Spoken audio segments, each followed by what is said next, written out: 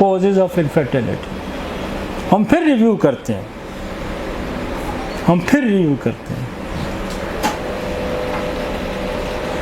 The infertility can be developed due to variety of factors. ये पीछे में गर्दान करके जाऊँ ना, अब आगे हो रहा है कुछ।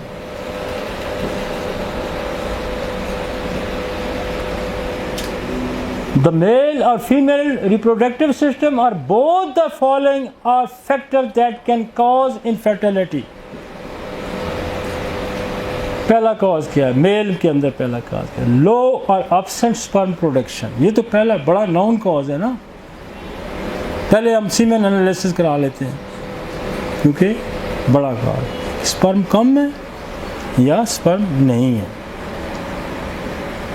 हमने कंपैरेटिव स्टडी डाली है। मेरा जो सब्जेक्ट था वो ये था कि कौन कौन से इन्फेक्शन काज करते हैं, लेकिन हमने कंपैरेटिव स्टडी इसलिए डाली है कि आप उनको भी समझें, ताकि आपको डिफ्रेंशिएट करने में, ट्रीटमेंट करने में आसानी हो। अब आप कहें जी वो तो क्या गया था जी, गनोरिया को चेक करना है, सिफिलिस को चेक करना है, तो वो तो मेरा काम हल नहीं हुआ।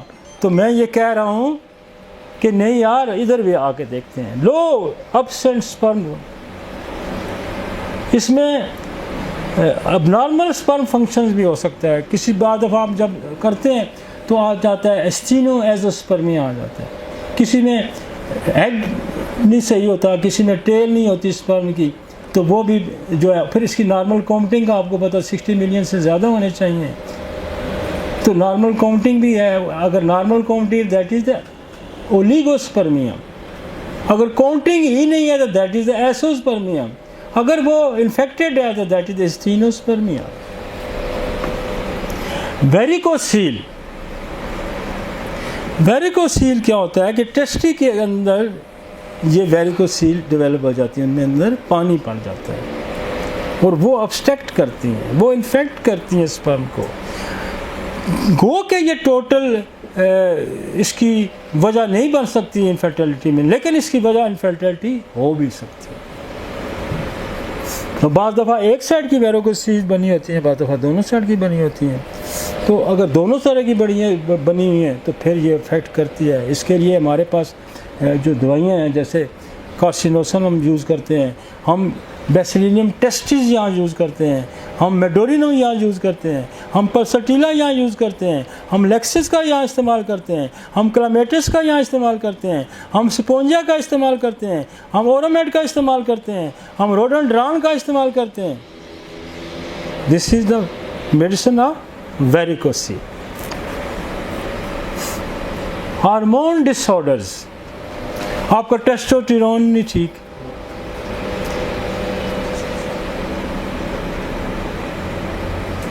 तो फिर भी एबनॉर्मलिटी। आप हार्मोनल क्रोमोसोमल डिफेक्ट है,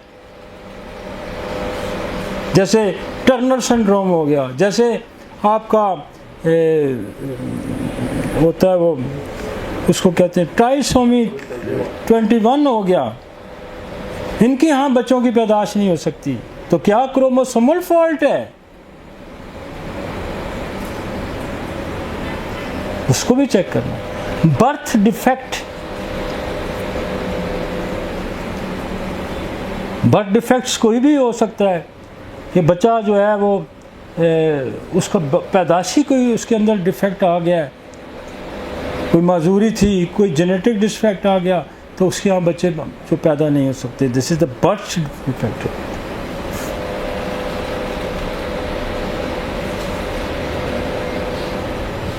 आगे आगे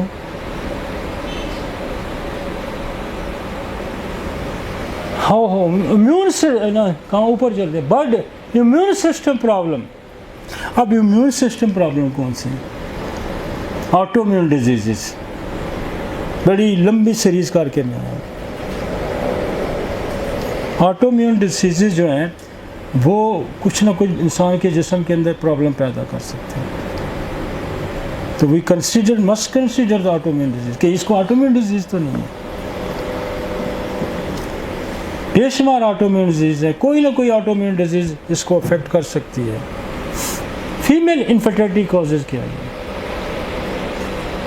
common cause of infertility in the woman include the following. Ovulation, सबसे पहले आपको क्या प्रॉब्लम होगा कि एग्स नहीं बन रहा, यही प्रॉब्लम है। सबसे पहली जांच हमने क्या करनी है, एग्स नहीं। सबसे पहली जांच हमने क्या करनी है कि उसके स्ट्रक्चर को देखना, जनरेटर, क्या ओवरी डेवलप है, क्या यूट्रस डेवलप है, क्या फ्लूपियन ट्यूब जो है वो नॉर्मल है,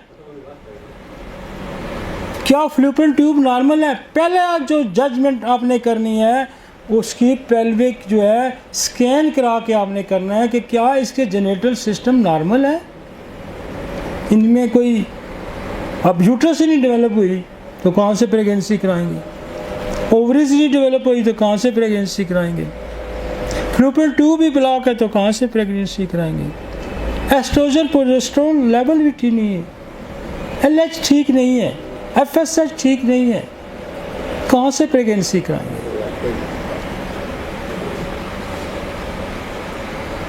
ओवुलेशन, जब ओवरी नहीं, पूरा ट्रैक है, कहाँ से शुरू होता है, डीएनए से। जब बच्चे, तो फिर कसूर ना ओवरी का है, ना कसूर पिट्यूटरी का है, ना कसूर एप्थैलमस का है, और ना कसूर फिर यूट्रस का है। तो कहाँ डीएनए में खराबी है। डीएनए से निकल के एप्थैलमस है मेजर ब्रेन के अंदर जो पिट्यूटरी को कंट्रोल करता है। एप्थैलमस ठीक है, नहीं ठीक है, पिट्यूटरी ठीक है, नहीं ठीक है, ओवरी ठीक है, नहीं ठीक है। इसके लिए आपको एफएसएच कराना होगा, इसके लिए आपको एलएच कराना होगा। फिर ओवरी मौजूद है, नॉर्मल है, पीसीओ है, पॉलीसिस्टिक ओवरीज है कि उसके अंदर छोटे छोटे बेशुमार फॉलिकल तो बनते हैं लेकिन एग डेवलप नहीं, दैट इज द पॉलिस। तो फिर भी बच्चा पैदा नहीं होगा, ओवरी डेवलप नहीं तो फिर बच्चा पैदा नहीं होगा। और ये अल्लाह का करम है कि हम डीएनए से लेके, हम एप्थैलमस से लेके, हम पिट्यूटरी से लेके, हम ओवरी से लेके, हम फ्लूपियन ट्यूब, हम यूट्रस, तमाम ऑब्स्ट्रक्शन रिमूव करने की होम्योपैथी सलाहियत रखती है, अगर आप समझे तो। अगर आप समझे, अगर आप नहीं समझ सकते तो फिर नहीं। सबसे पहला ओवुलेशन, एग्स बन रहा है, आपकी एक्सरे एग्स बना देती है, आपकी ट्यूबर एग्स बना देती है, आपकी सिफिलिन एग बना देती है, आपकी सिपिया बनाती है, पल्साटीला, ऑरोमेट, सब एग्स बनाती हैं। हेलेटस फेरिनोसा, सिपिया बेतहाशा इनफर्टिलिटी में एग्स बनाने की सलाहियत रखती है, ऑरोमेट बेशुमार एग बनाने की सलाहियत रखती है। आपको इस पर ये समझना ना, इस पोर्शन को समझना है कि कहाँ नहीं प्रॉब्लम, एनाटॉमिकली प्रॉब्लम्स हैं जो मैंने डिस्कस किया। एनाटॉमिकली क्या प्रॉब्लम हो गया, स्ट्रक्चर फ्लूपियन ट्यूब भी ब्लॉक है, प्रेगनेंसी कहाँ से होगी, ओवरी नहीं डेवलप, प्रेगनेंसी कहाँ होगी, पिट्यूटरी से हार्मोन ही नहीं रिलीज होगा, प्रेगनेंसी कहाँ होगी। This is the structural abnormalities, anatomically problems हैं। एनाटॉमिकली प्रॉब्लम को जज करने के लिए आपको स्कैन कराने पड़ेंगे। इंडोमेट्रियोसिस, व्हाट इज द इंडोमेट्रियोसिस? यूट्रस की लाइनिंग जो प्रोड्यूस करती है ब्लड को, वो कहीं और चली जाती है, पेल्विक एरिया में कहीं और, मतलब ओवरीज पे बन जाती है, फ्लूपियन ट्यूब्स के अंदर बन जाती है, पेल्विक के किसी हिस्से में बन जाती है। जो यूट्रस की सेल्स हैं, जो लाइनिंग है, ये वहाँ से वहाँ भी है और कहीं और भी। जब साइकिल स्टार्ट होगा तो वो वहाँ से भी ब्लीड करेगी। This is the endometriosis. समझ आ गई आपको? जिन फीमेल्स में इंडोमेट्रियो, बात समझ आई कि यूट्रस की लाइनिंग आपकी, देखें ये स्किन की लाइनिंग कहीं और बन जाती है, दिमाग हमारा सर पे है ना, ये कहीं और बन जाता है, तो फिर काम तो नहीं चलेगा ना। तो यूट्रस के प्रॉपर, जो यूट्रस के अंदर की लाइनिंग है वो कहीं और बन जाती है, तो दैट इज एंडोमेट्रियोसिस। जी जी, कहीं और से ब्रीड करना शुरू कर दें। और ये जो है ना, ये भी जेनेटिक डिफेक्ट है। इसके लिए पीरियड का साइकिल ही रोक देते हैं वो, और आपकी पर्सटीला जो है वो एक चीज एक जगह से हट के दिस इज द सप्रेशन, कि जिस आर्गन ने यहां लगना था ये आर्गन कहीं और भी लग गया है, तो इसके लिए पर्सटीला है, उसके लिए ट्यूबरक्टोनियम है, उसके लिए मेडोरम है। ये एंडोमेट्रियोसिस की बड़ी दवाइयों में पर्सटीला का शुमार होता है। समझ आइए आपको? जो स्किन यूट्रस के अंदर होनी चाहिए थी वो कहीं और भी बन गई। समझ आ गई? Easy, this is the endometriosis.